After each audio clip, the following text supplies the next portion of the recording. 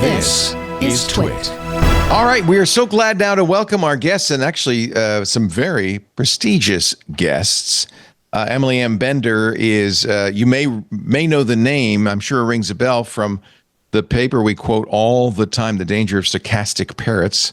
Emily is also the co-author of the AI Con, How to Fight Big Tech's Hype and Create the Future We Want. She's senior fellow at the Center for, I'm reading Alex's now. She's a professor of linguistics at the University of Washington. And I think the stuff you're doing with linguistics is fascinating, but I don't know if we'll get time to talk about that either. But welcome. It's great to have you, Emily. Thank you. Thank you. And thank you for bringing us on the show. Yay. Alex Hanna is, of course, the co-author of the AI Con, the director of the Distributed AI Research Institute, and with Emily, she hosts the Mystery AI Hype Theater 3000 podcast. Do you sit in front of a screen and then make fun of AI videos? What is that? Oh, I wish we did it like that. I'm director of research, not director. That prestige. I'm sorry, director of research. My boss. Apologize. No, but we don't do. I mean, you know, it wouldn't make for good podcasting because it would just be the back of our heads looking. And I really don't want anyone looking at the back of my head. So I am gonna admit that I am a fan of AI. I think it's important to note that perhaps 25 minutes earlier in this show, he's like, people keep trying to paint me as a fan of AI, and I think that's just perhaps a miscalculation. You're misquoting me. I love AI. I love it. I use it all the time. I use it as a coding assistant. I use Claude Code. I use Perplexity for search. I'm very impressed with the great strides these machines and these tools have made. I also understand that there are issues. I've read your Stochastic Parrots paper, for instance, Emily, and I completely agree with it. But is it a con? Is it a con?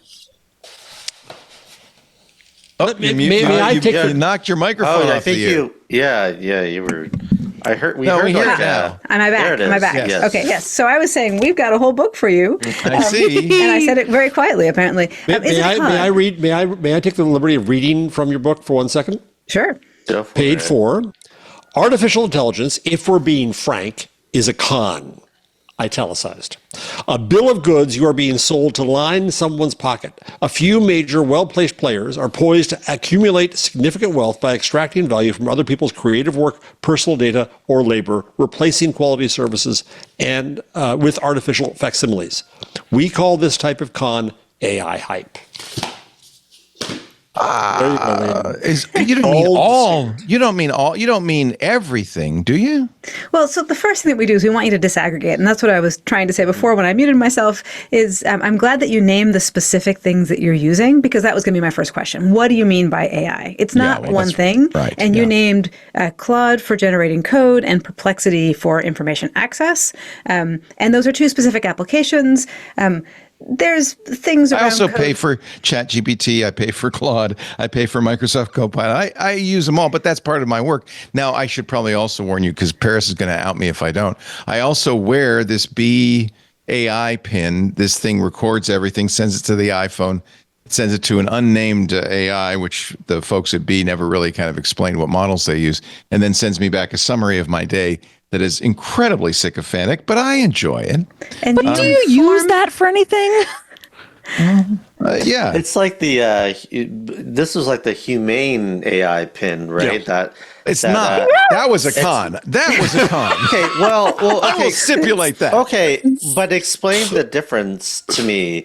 I mean, I frankly, I don't know what the device you were holding up does. So what this is basically it's a microphone that is connected to my iPhone, which then sends the audio recordings out for transcription. Leo has a new cat named Rosie. And that's true. By the way, it generates facts about Look at that. So it's true. So it's true. It records everything that he does or hears every day, then sends that to the cloud, transcribes it. claims to get rid of all the recording. They throw away the audio. Then right. keeps little facts about Leo that he's gleaned through that then he has to go on his phone and be like, yes, I do have a cat named Rosie. Can I read you my daily memory from yesterday? How about that? Was this your first time you've looked at it since yesterday? Go ahead, and then I have a comment. If you want to throw up, great. Alex, please be my guest. I'm not going to throw up. This is great. No, just go ahead. So what's this memory? Says. Celebrating family bonds and new beginnings with laughter, tech talks, and a cat named Rosie. Today was dynamic and engaging day for Leo. It's a little sycophantic. I try to turn that up. Marked by a blend of personal interactions and professional commitments. The day began with lively celebrations of some birthdays, which I did not celebrate, where Leo showcased his humorous side among friends. I don't know where it got that from. That's hysterical. Maybe this is from, were you podcasting yesterday? No, you know what it does? This is a flaw, which I'm sure they will. Look, first of all, if it's a con, I only paid $50 for this once. No subscription. $50 and all of your privacy and all of the privacy of the people who you talk to. I mean, that's the really invasive thing. Yes. Yeah. And Leo, do we want to mention what state you're in? I'm in a two-party state. And wait, are you in California? Because I saw the thing and it said that are you in Petaluma? Yeah. Oh, okay. Well, I saw that you're in Petaluma. I mean, you're in San Francisco, right? I'm in the Bay Area. I'm not going to say where I am, but I can tell you where I am. I care about my privacy. But I guess what I wanted to say. I mean, this is Chris Gilliard has a statement. Has a term for this. It's called luxury surveillance. Right? You're paying. You're giving these companies the privilege to follow you and track you, and there's things I'm paying them. I'm paying them. You are paying them. I mean, you are doing that with your free will and your free dollars, and you're doing it. But I mean, the thing about luxury surveillance that Chris talks about, that's so insidious, is that they're using this. You get to do this voluntarily, but they're also kind of testing it on you, and then they're taking it to folks who are incarcerated and they have no choice about this, right? I mean, this is the kind of this, and then what Emily is saying, in addition to the people who are not consenting to this. I mean, is it hearing us? I mean, we don't consent. Well, wait a minute. You're on a podcast, dude. We're on a podcast. It can't hear us because we're in Leo's headphones. And actually, it doesn't hear other you. You're people only in my head. hear us. Okay. But I do want to recognize that I can do this out of privilege. I'm a cis old white male, and I don't have any. There's much less risk for me than there would be for an incarcerated prisoner or all sorts of people, an immigrant. There's less risk for you, but I mean, it's the fact that this is a technology that gets kind of honed. These are people who pay for it. Then the people. I'm helping to make it better. Yeah, right. I mean, you are giving training data up voluntarily. Leo, how closely have you read their privacy policy? I read it. I did. I read it. Oh, 77 pages? Did you read it, or did you have Claude summarize it? Well, I did both.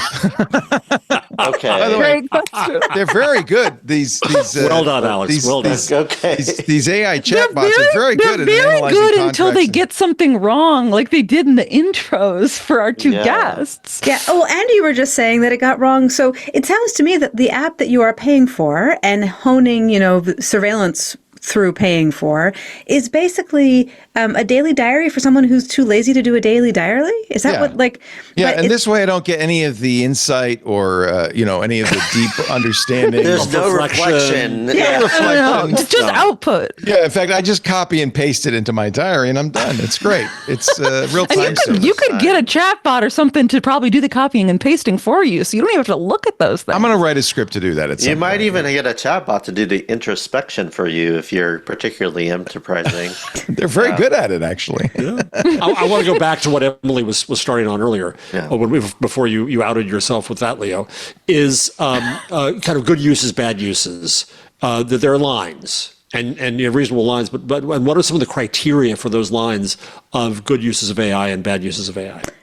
So again, I'm not going to say AI, but I think we can talk about good and bad uses of automation. You say AI on your cover. Is that So we had an interesting fight with the copy editor because also live between me and Alex, I wanted to put scare quotes on AI like every single time we use it. At one point, I actually had the phrase "so-called scare quotes AI," and Alex was like, "Emily, you can have so-called or you can have the scare quotes. Yes. You can't have both." Right. As an editor, Alex is right about that. Yes. Yeah. But so we use it without scare quotes when we're naming an industry and when we're naming the con and when we're naming a purported research field.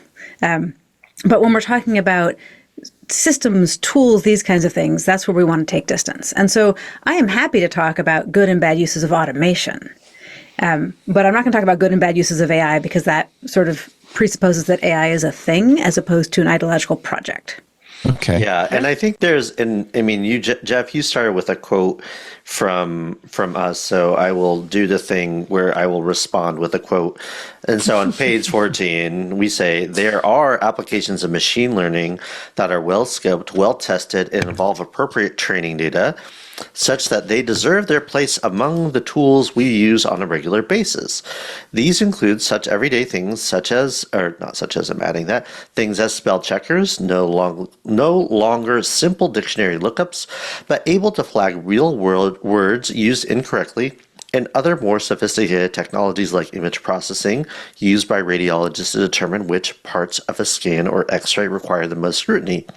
But in the cacophony of marketing and startup pitches, these sensible use cases are swamped by promises of machines that can effectively do magic, leading users to rely on them for information, decision-making, or cost savings, often to the detriment of others, to their detriment. So, yeah, thinking about first doing that thing and disentangling and saying there is no unified technology such as AI is helpful because it unreifies it, it unthingifies it. And this is something we're riffing off Lucy Suchman here. There's a great article called the uncomplicated, what is it called? The uncomplicated thingness of AI. This article that she has.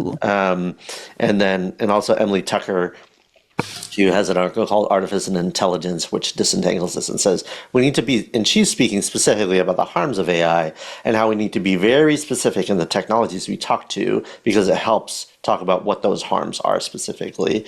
And so, yeah, we're not opposed to machine learning or a body of methods that could be large pattern matching at scale because that's pretty useful in some domains. But these quote unquote everything machines that Timnit Gebru has called them is something that is not what we're looking for and not helpful sort of technology in the world.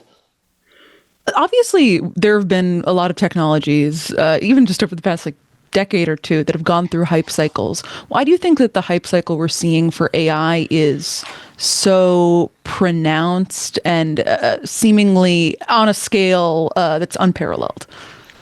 It seems to be basically a meet point between enormous amounts of investment and this connection to our science fiction imagination that we have been cultivating. And I love genre fiction. So no shade on science fiction, but I do want to cast shade on the tech companies that are basically borrowing from science fiction discourses and saying those worlds that you had so much fun imagining yourself in, they're real now because we're going to oversell our technology and say that it's exactly that thing. So I think it's that kind of a combination. Plus maybe the fact that we have even greater centralization of capital than we did in the previous hype cycle. So there's more money to do it than there was previously. You talk it about sounds the like your issue. Excuse me. It sounds like your issue is of classification, though, right? You're not against LLMs. So language modeling as a technology is old and useful. Synthetic text extruding machines, taking the LLMs and using them to just produce text that corresponds to nothing anybody said, I do have an issue with that. Okay. And I think it's actually despoiling our information ecosystem too. Your diary that you don't really care to write, it doesn't really matter that it's got a bunch of untrue things in it. But as soon as someone starts using Perplexity to look up information and then sharing that information, this can be quite problematic. Do it all the time.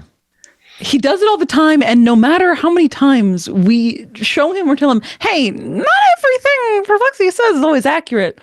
Continue. Well, I've said that it's important for humans to be part of the process. I'm not saying, just put the AI stuff out. but I found it to be very useful. I generated your bios with Perplexity. I'm going to check. It got something wrong. And it got something wrong, and immediately it said that Emily was the senior. I think No, that was me. I was me getting something wrong. And by the way, old guy. Let's point out humans make mistakes too, and I agree with stochastic parrots. One of the points was, because it's a computer, we ascribe it more, accuracy and importance, and I think that is an error. I agree with you 100% on that. So people make mistakes. Systems output errors. And one of the things about making a mistake is that you can take accountability for it and you can learn from it. If a system makes an error, then it becomes a question of, okay, are we using the system in such a way that those errors are going to cause problems, or such a way that we can catch the errors? Right. But I don't think it's fair to say humans make mistakes too as an excuse for the errors of a system that couldn't possibly take accountability for them in the first place. I only mean it in the sense that I vet the input I get from humans as well as from LLMs. I mean, it's probably imprudent to trust either fully. So I think the relationship that you have with a person that you are exchanging information with and the relationship that you have with an LLM ought to be different things. Why? And right? So among other things, if you hear something from a person and it seems fishy, you can ask them for more information. Where did you get that? And what they say back to you is, if it's in good faith, actually their understanding of where they got it. If you put a query into Claude or ChatGPT or Perplexity and something came out that looked fishy and you said, oh, tell me where you got that, what comes out is just more synthetic text and actually has no bearing on where the previous synthetic text came from. That's correct. Yeah, and I think there's really kind of an idea that, you have kind of a model of action of what's going to happen in a relationship, but you don't really have a model. I can have meaningful expectations with Emily as my co-author. I know her disciplinary background. I might not have that kind of meaningful interaction with a complete random person, but at least may know various different courses of action if I'm being had, if they're a con man, or if they're look, possibly, I understand. But but the LLM is, well, first off, what is driving, what is, you're still using a probabilistic machine, and I think humans are probabilistic machines. I hate to say it, but I don't think there's much of a distinction. So However, I make the distinction between. Now we're going to. Well, we can get into that. Now we're really stepping in it. So I understand there's a difference between humans and machines, and I also understand that the language we use, like artificial intelligence, muddies that distinction. And I think you're right to correct reason, thinking, training. Those things should not be we don't have a good language for talking about this kind of thing, these machines. Well, Emily, both of you as linguists, do we have a better language? So what do you suggest in place of? The reason we keep running into problems saying, well, we don't have a good word to use instead of reasoning for describing what these machines do is because people want to say it is something like reasoning, and it isn't. And so we're looking for reasoning with a little decoration on it that says, well, this is the computer version of it, and that's already wrong. I agree 100%. Yeah. But again, in discourse, especially on a show like this, we have to use language that people understand. So we have to use similes and metaphors. But I think it's really important to say that it isn't the same thing. They're very different. And I don't disagree with you. I feel like that's nitpicking the value, though, of what you get out of an LLM. To say, well, it's not human, it's not reasoning. That's true. So you might be finding value in the output of an LLM. And I'm not alone. But you are the one finding that value. It is not that it is valuable. Right. Well, so what? Well, okay. So environmentally ruinous, built on lots of stolen data, built on lots of labor exploitation, and also unreliable but sounding confident. You could say the same thing about a Google search. You might. This is the internet you're describing. Well, Google search was not that unreliable, yet sounding confident until the introduction of AI and recent changes over the past 5 to 10 years. So Google search has its problems, and look to the work of Dr. Safiya Noble for nice documentation of it, really thorough scholarly documentation. But that being said, when you did a Google search and you weren't getting these AI overviews out, what you got was a link to a web page that you could go evaluate that somebody had accountability for. And I'm sorry to cut you off there, Paris.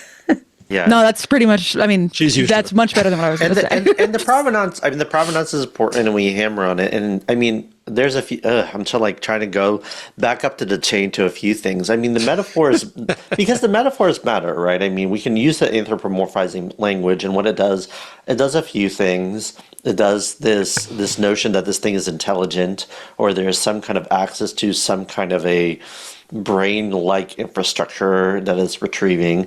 That intelligence does get kind of equated with consciousness, and you don't have to go too far back to understand that intelligence has this very eugenesis history, and part of that eugenesis history is also equating intelligence with consciousness. There's this essay by the late David Columbia where he talks about this notion of the equating of intelligence and consciousness, and how it's being used of relating to certain people as subhuman because they're not as conscious, right? So that's part of what it does. Another thing is these things is, okay, the learning, or it learns just like a child does, or it's doing the same thing.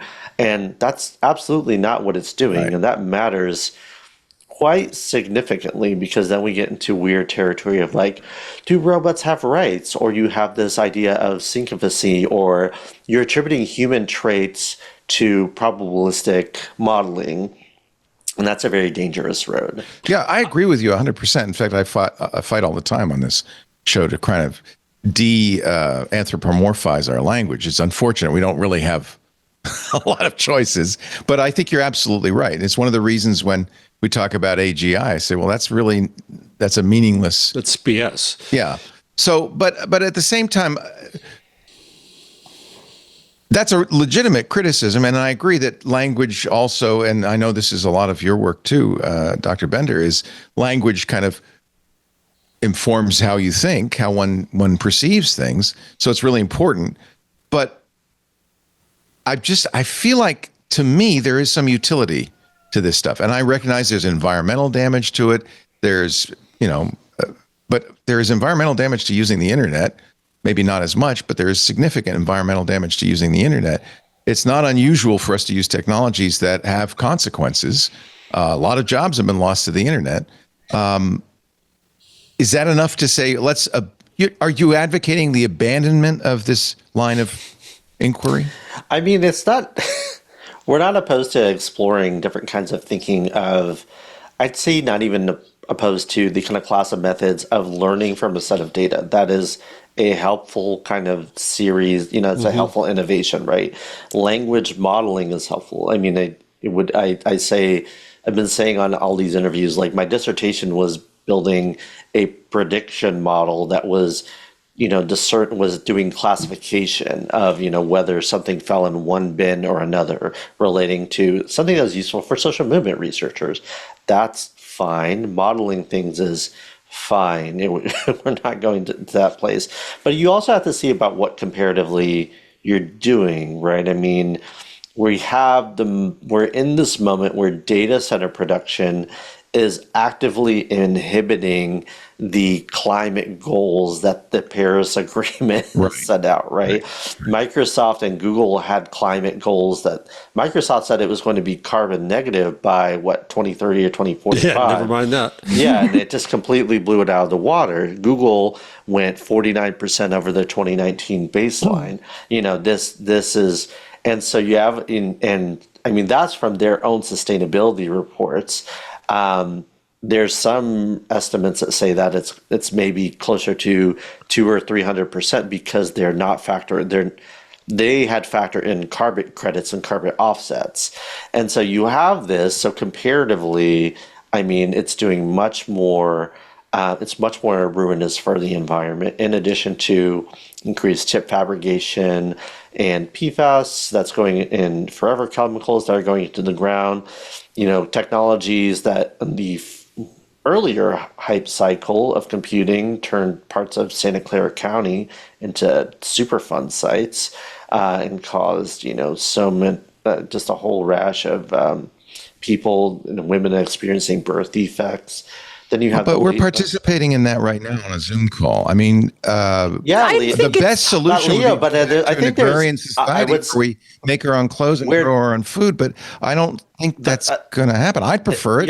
Leo, it's like comparing slippery slope fallacy, right? All right. Okay. I mean, you really want to go down there. I mean, we're not. We're not. But I'm just saying there are consequences to technological innovation, the industrial era. Who's asking for this? Who's asking also for this? trying to compare the environmental impacts of large-scale AI production and training, trying to compare that to like a Google search or a Zoom call is like comparing launching a forest. rocket It's puts like a hell of a lot it's of, like comparing a forest fire to a match.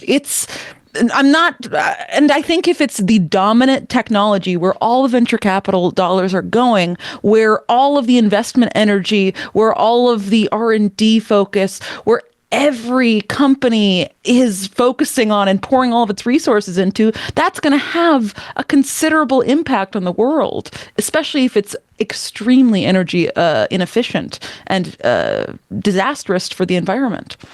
I want to examine something else, which is the meaning of meaning. I scream all the time that large language models have no sense of meaning, thus no sense of truth, and so on. But since we have a professor of linguistics here, how do we define meaning? So this is tricky, and I want to point out that I was recently actually in Mountain View at the Computer History Museum doing a debate with Sebastian Bubeck, hosted by Eliza Strickland of IEEE Spectrum, sort of putatively on the question, do large language models understand? And I took that seriously and provided a definition of meaning and understanding and said no. And Sebastian said, well, nobody knows what understanding means. We've been struggling with it for millennia. I'm like, I just nobody gave understands a definition. understanding. Yeah. Right. So the definition that Alexander Kohler and I gave, and by the way, I collect co-authors named Alex, in case you haven't noticed.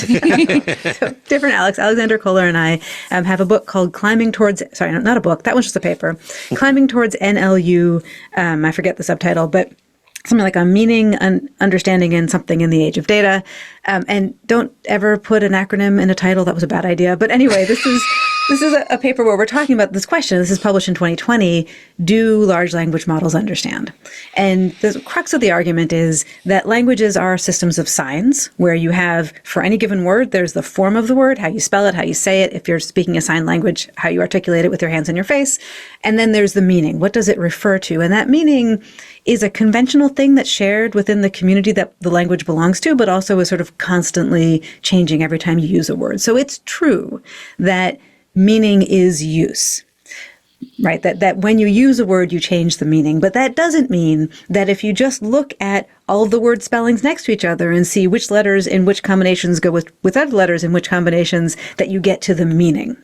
And this is a really important distinction. And it's hard to see, especially if you're not used to being a linguist and looking at language this way, because when we perceive language from a language that we know, we immediately have a guess as to the meaning. It's right there. And so it's really hard to separate the form and the meaning when we are in a context where we know a language.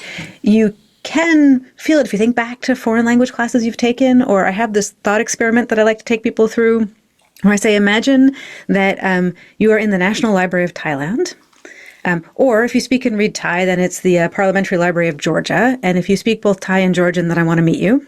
I haven't met that person yet, but so one of these places. So let's say Thailand.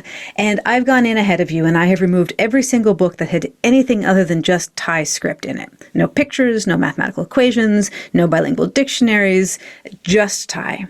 And I arrange for someone to bring you delicious Thai food 3 times a day. You don't get to talk to them, but you're fed. It's comfortable. You can stay there as long as you want. Could you learn Thai? Right? And if so, how? What would you do? And the kinds of answers I get from people are, well, I would very carefully go through and find like the really commonly occurring subsequences. I'm like, yeah, well, that would help you figure out what the function words are. Like maybe Thai has a word like that, and it's probably this one. Not going to tell you what anything else means, right? Or I would look until I saw a book that I knew was a translation of a book I already know. And then I could work it out from there. Well, sure, but then you're bringing in some external knowledge. And my favorite answer is, I just eat the yummy Thai food. So the point of all this is that the meaning is not in the text. We get to the meaning because we bring in our knowledge of the linguistic system and also all of our reasoning about what the person must have been trying to say by picking those words. And what a language model gets as its input is just the form of the text. So what's your prescription? What's the prescription? So in general, make sure you're using technology that is well scoped and evaluated for the context that you're using it in, and also, by the way, as ethically produced as possible. And so you said before, are we saying to, do you want people to stop doing this? And Alex gave the first part of the answer, which is, machine learning applications make sense. Technology, there's reasonable technologies. But what I would like people to stop using, and I would like to basically discourage people from using, is the media synthesis machines. So synthetic text, I think, is problematic. Synthetic images, so image generators, I would feel okay about if I knew that they were collected on consentfully contributed images and the artists were getting credit for it, and they weren't just like everything, including lots of really awful stuff scraped off the internet, and they didn't have to have their output cleaned up by exploited workers. And even still, you would want to say, by the way, this image was synthetic. Yeah, and I mean, in addition, synthetic image generators and video generators are that much more environmentally ruinous comparatively, just because inference costs that much more. Yeah. I think you're in a losing battle, but okay. I mean, that sounds fine to me. I like it. I think it's a great thesis. And, it's fine, but it's like saying that everybody should stop wearing running shoes. But Leo, don't we have standards for something? Aren't there things we want to try to aspire to? Absolutely. I'm not saying they're wrong. I'm saying you're absolutely right. I just think that unfortunately, the horse has left the barn. Part of this is not just the technology. You write about the hype and the harm. Right. Talk about the harm of the hype. Right. So that's media. That's not the technology. That's us. That's the hype itself, right? So we define hype as the aggrandizement of some kind of a product that you must use, and if you don't, you will be left to whatever. If you're a student, you're not going to be learning as much. If you're a teacher, you're not going to be able to grade as much. If you're a worker, you can't use it in the workplace. And then AI hype has that particular quality of being about this particular technology, right? And so one of the things that we're seeing, and I'll speak, specifically to working conditions, is that much of the technology does a pretty poor job, and it has all these different features that Emily spoke about, and people are losing jobs to it left and right. So you can see what's happening with the Doge boys, which originally what that had been, the tool that they had been using, it's called GSAI. And one of the developers went to Blue Sky to talk about it. And it had originally been a sandbox that was being used to test and evaluate different LLMs and different, I don't know if they did anything other than LLMs with that technology, but it was an evaluation sandbox.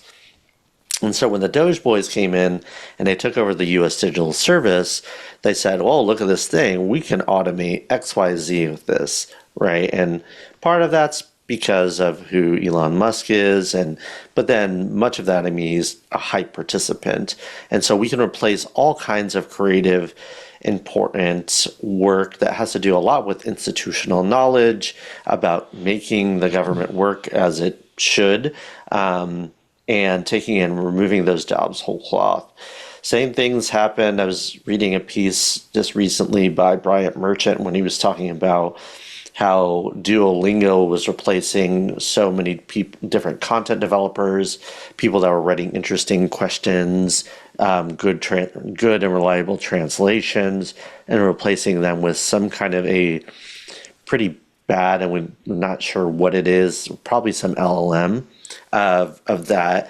And now what they expect is that Duolingo is going to have these translations or even these vocalizations that are supposed to be accurate representations of language, and now that's just completely gone with that product, especially in they're languages. getting some market pushback. Well, yeah, that they're getting if it doesn't work well. Yeah, stop using it.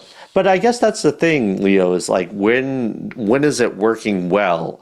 It's saying like these things cannot. There's very few instances in which a technology has replaced one thing whole cloth. I mean, maybe we have the horse and buggy.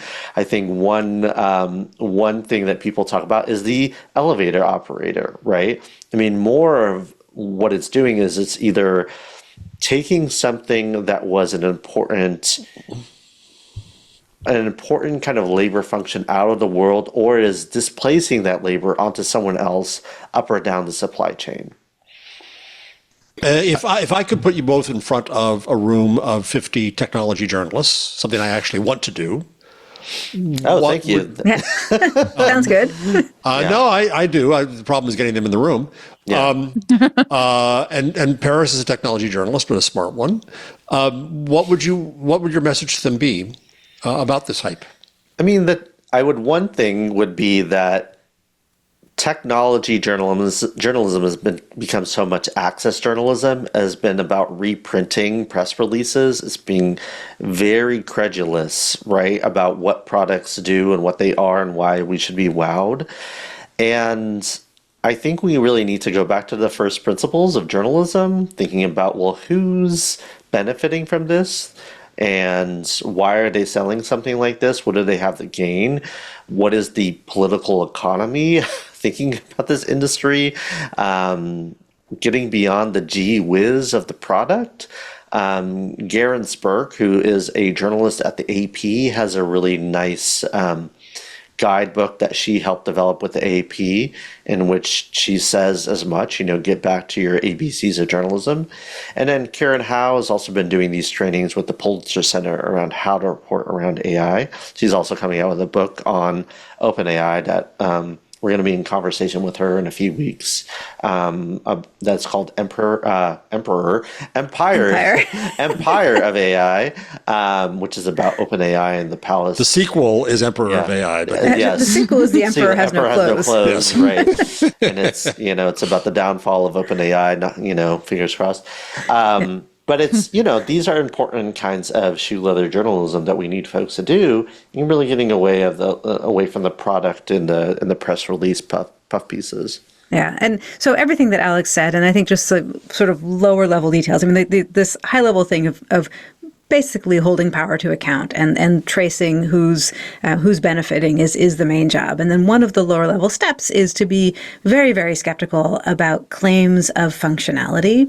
Especially, I see a lot of really frustrating journalism that is driven by what we've taken to calling paper-shaped objects that these tech companies and nonprofit-ish tech research labs are putting out into the world, sometimes no longer even on the archive preprint server, but just like on company blog pages. And they tend to be, a lot of them, very, very slim on details of how something was evaluated. And then you'll see reporting that pulls numbers out of these papers and doesn't contextualize them as being just academically worthless. And we have a lot of fun on our podcast sort of tearing apart some of these paper-shaped objects. So we don't watch videos and talk over them, but we do read out bits of articles and react to them. And that's where the Mystery Science Theater inspiration comes through. So I think that, journalists are really great at coming in skeptically, or can be, right? So, and as Alex mentioned, there are some wonderful people doing great work in this space. Unfortunately, there's also a lot of the gee whiz access journalism that probably pulls in more ad dollars because the tech companies want to advertise their products next to it. Although it was fun this morning. Yeah. We did have a fun thing where we had two. So we were on Marketplace Tech together, and then Emily was on the CBC in Canada. And before the Marketplace Tech, I think there was a few different versions of this depending on who it went to, but I think it was uniformly an AI ad, or at least one. I think the one I got was a fintech ad. It was Robinhood, and so I got a couple different versions of an AI ad, and the host starts the piece about the interview with us with, "Don't believe the hype about AI," and it was so great to hear that right after this AI ad.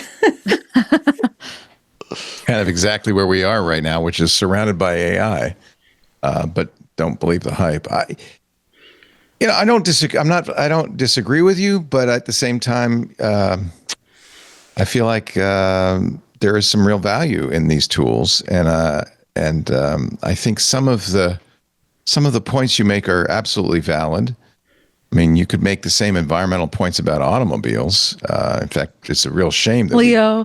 we got automobiles. And if you I had come agree. A lot along, of Yeah. things. no, if you had come Very along 100 true. years ago, maybe we would have trains and bicycles. Do you know why- people tried. Yeah. Do you know why we Yeah. have so few trains in the U.S. and so few rail-based urban rail systems, urban transportation systems? It's because the tire industry Right. advocated for tearing up those rails so they could sell more tires, Right. and I am mad about that all the time. That's the power broker story. We were talking about that. Yeah. Exactly. Yeah. So the car metaphor is apt, and you're maybe setting it up as a slippery slope thing, but it was a problem. We took a wrong turn there. That doesn't mean we have to do it again. Right. Nope, no pun intended there. Yeah. Yeah. And I think that's another thing. I mean, so just push on this. I mean, I think for our podcast, we reviewed an awful book, absolutely awful. It's called Super Agency, and it's written by Reid Hoffman, who founded LinkedIn, and Greg Rado, not Rado, No, sorry. Beato. Beato, thank you. Yeah. Emily is much better at retaining names than I am, and I was like, it rhymes with this, I think. And so one of the things that he criticizes in the book, or they I criticize, don't think anything rhymes with Beato. That's the problem. Beato, yeah, Orange rhymes with Beato. That's true. nothing rhymes, yeah. And so one of the anecdotes in there, which I think it drives me up the wall, is